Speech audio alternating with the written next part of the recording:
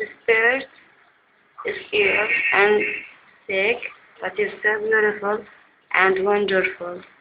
He trusts with life, and he has the hope in his life.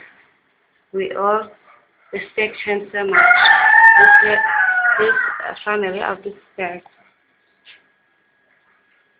This is father, and that's brother,